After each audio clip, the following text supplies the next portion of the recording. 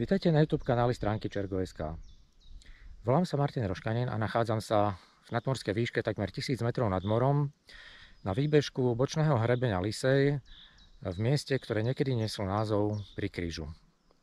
Tento kríž sa tu niekedy naozaj nachádzal a postavili ho začiatkom 30. rokov 19. storočia nad osadou Ambrušovce pri cintoríne, ktorý sa nachádza okolo mňa. Tento cintorín bol zakreslený aj na viacerých archívnych mapách z 19. storočia a je na ňom pochovaných viac než 100 ľudí. Dnes je už sotva viditeľný a rovnako nenápadná je aj oblasť na lúke podo mnou, kde už takmer nebadať stopy dávneho osídlenia. Práve v týchto miestach sa nachádzalo začiatkom 19. storočia zhruba 10 usadlostí a práve v týchto miestach, vysoko v horách pohoria Čergov, sa začali písať dejiny horských osád Ambrušovce a Baranie.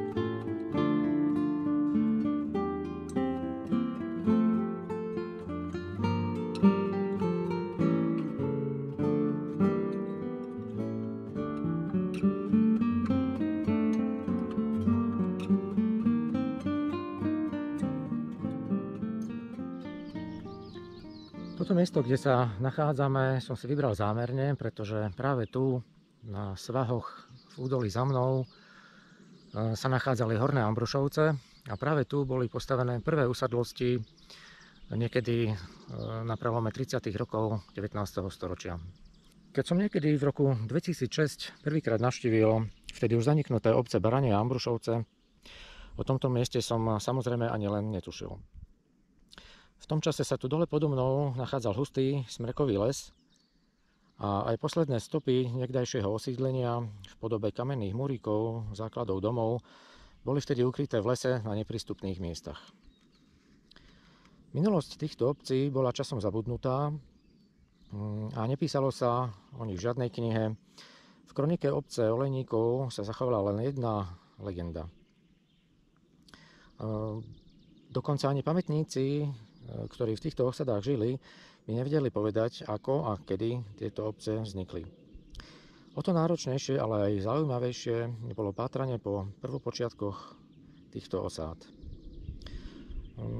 V rodinnom archíve rodu Péči, ktorý je uložený v Budapešti v Maďarskom národnom archíve, sa ku podivu nachádzalo len veľmi málo informácií a okrem detailnej mapy Ambrušoviec z roku 1837 tam nebola žiadna zmienka o výstavbe alebo o zakladaní týchto obcí. Veľmi cenným zdrojom informácií však boli matričné záznamy zo spádových matrík okolitých obcí. Hlavne teda išlo o obce Hradisko a o obec Šoma, čo je dnešná Drenica, pretože práve tam patrili cirkevne osady Ambrušovce a Baranie. A práve z týchto záznamov boli v priebehu niekoľkých rokov vypracované rodokmene všetkých obyvateľov osád, ktoré môžete nájsť na stránke Čergo.sk. Na základe týchto poznatkov v kombinácii s informáciami zo sčítania obyvateľstva a v kombinácii s informácií z pôvodných katastrálnych map z roku 1869 bolo možné zrekonštruovať priestorové rozloženie jednotlivých usadlostí v 19. storočí a bolo možné zrekonštruovať dokonca aj to, v ktorej usadlosti žila ktorá rodina. Čo sa týka 20. storočia, najcennejším zdrojom informácií boli samozrejme výpovede pamätníkov z oboch osád. Horské osady Ambrušovce a Baranie boli výnimočné v regióne Šariša, a to jednak svojou nadmorskou výškou. Stred obce Ambrušovce ležal v nadmorskej výške 830 metrov nad morom a stred obce Baranie v nadmorskej výške 880 metrov nad morom. Ale výnimočné boli aj svojím vznikom. Vieme, že okolité obce Podhoria Čergová boli to buď slovenské pôvodné obce, alebo potom obce, ktoré vznikali neskôr na tzv. Nemeckom, alebo ešte neskôr na tzv. Valašskom práve. Osady Ambrušovce a Baranie vznikli oveľa neskôr, až začiatkom 19. storočia, a to na tzv. Kopaničiarskom práve. Tieto osady boli výnimočné aj svojou odlúčenosťou od okolitých obcí, ktorá sa prejavovala hlavne v zimnom období. Pri vysokej snehovej pokrývke boli obce doslova izolované od okolitého sveta. Máme dokonca aj zmienky z 19. aj z 20. storočia, kedy pár ľudí dokonca umrzlo cestou z Drienice domov. Všetky tieto skutočnosti vplývali na to, že obyvatelia horských osád Ambrušovce a Baranie žili v úzkom kontakte s prírodou, spôsobom života, akým žili ich predkovia, obklopení horskými lúkami a lesmi.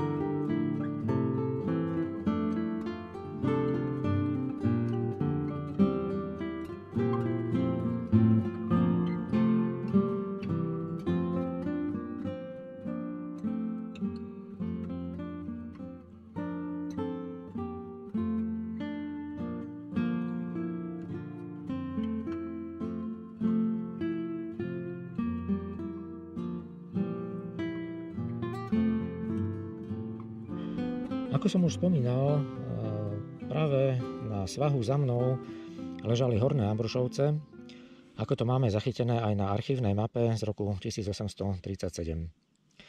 Pri lokovaní osady na Kopaničiarskom práve boli jej chotáre rozdelení na jednotlivé diely.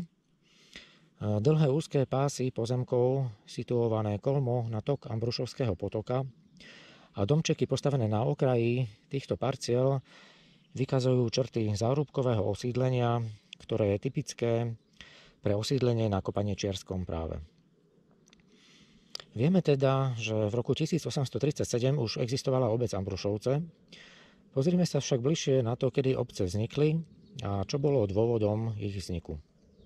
Oblasť, kde boli situované osady Ambrušovce a Baranie, patrila rodine Péči z Pečovskej Novej Vsi a určite bola hospodársky využívaná aj pred vznikom obcí, či už ako pasienky, prípadne na ťažbu dreva či výrobu drevného uhlia.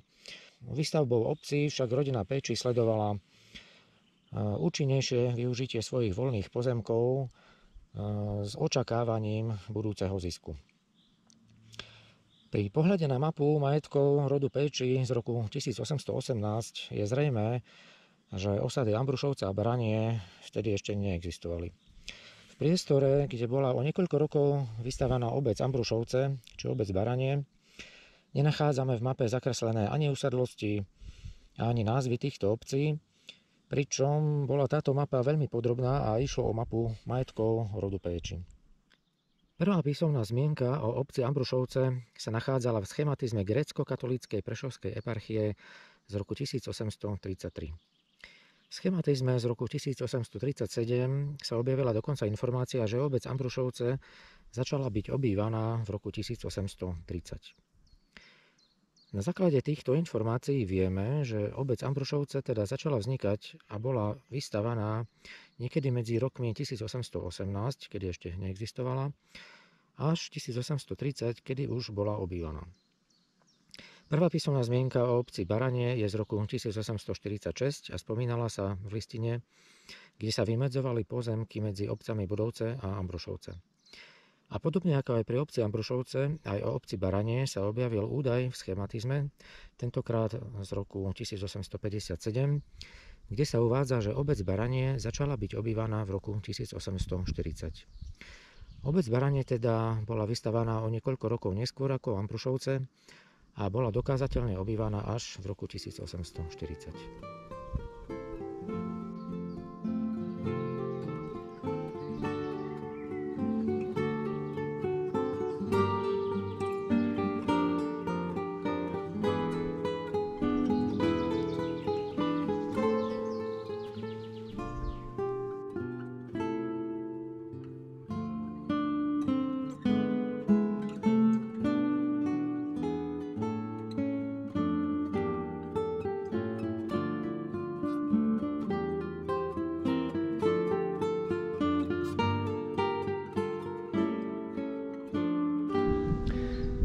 Prvé roky života v týchto osadách museli byť veľmi zaujímavé, pretože sa tu prisťahovali obyvatelia z okolitých susedných obcí Podhoria Čergova a každý z nich si samozrejme zo svojej rodnej obce priniesol nejaké zvyky a tradície.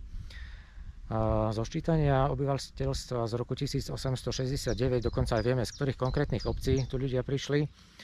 Zo severu Čergova to boli hlavne obce Lenartov, Malcov, Lukov, Snakov, Lívov, Bogliarka a z východu to boli Geraltov alebo Hradisko. O tom, že tu ľudia prišli z okolitých obcí, vieme aj nepriamo podľa toho, aké mali priezvisko, pretože niektorí ľudia dostali priezvisko práve podľa obce, z ktorej prišli.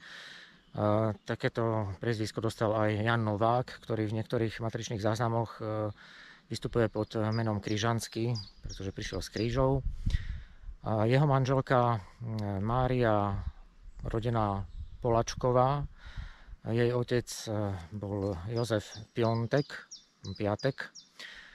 Ten prišiel z Lívova a jeho predkovia pochádzali z Poľska, už podľa mena vieme, Piontek. Práve preto dostal meno Poľaček.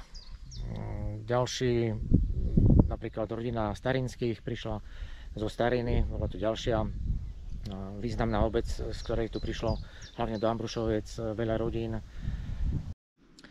O jednotlivých rodinách a usadlostiach, ktoré sa nachádzali v týchto osadách v 19. a 20. storočí, o spôsobe života, akým tu ľudia žili a o ďalších zaujímavostiach si potom povieme v ďalších videách.